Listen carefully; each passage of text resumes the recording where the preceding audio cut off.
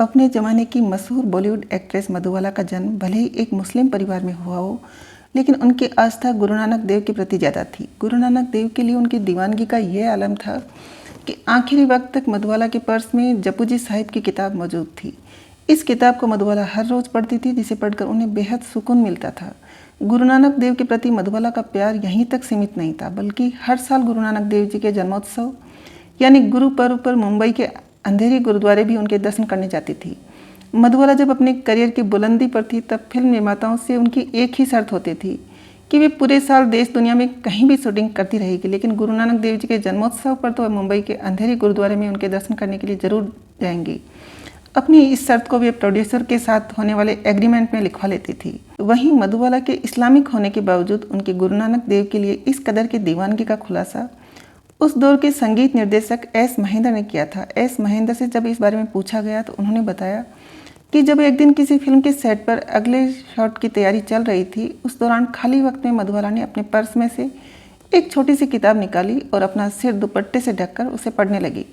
जब कुछ देर बाद उन्हें सीन शूट के लिए बुलाया गया, तब वो अपना पर्स और अपनी किताबें मेरे जिम में शॉट देने के लिए चली गई। जब मैंने किताब खोलकर देखी तो वह फारसी भाषा में लिखा जपू जी साहिब था। वहीं शूटिंग से फ्री होने के बाद महेंद्र ने जब मधुबाला से इस बारे में पूछा तो मधुबाला ने बताया, सब कुछ होने के बावजूद भी मैं भीतर से पूरी तरह टूट चुकी थी। तब एक दिन मेरे एक जानकार अंधेरी के गुरुद्वारे में ले गए। दर्शन के बाद वहाँ के ग्रंथी को जब मेरी परेशानी के बारे में बताया तो उन्होंने रोज़ जपू जी साहिब का पाठ करने का सुझाव दिया। क्योंकि मुझे गुरुमुखी नहीं आती, लिहाजा मैंने फारसी भाषा में छपी एक किताब मंगवाई।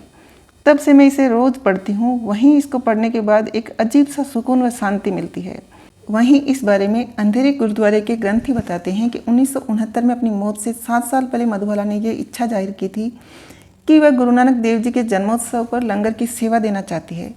उस दिन के लंगर पर जितना भी खर्च आता उसका चेक वह गुरुद्वारा कमेटी को दे देती और यह सिलसिला 7 साल तक लगातार चलता रहा। वहीं जब मधुबाला का निधन हो गया, उसके बाद करीब 6 साल तक उनके पिता ने यह सेवा संभाली।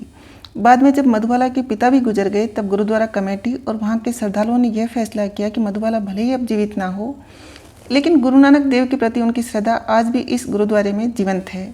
लिहाजा हर साल गुरु नानक देव जी के जन्मोत्सव पर होने वाली अरदास में यह बोला जाता है, हे बादशाह, आपकी बच्ची मधुबाला की तरफ से लंगर प्रसाद की सेवा हाजिर है, उसे अपने चरणों से जोड़े रखना।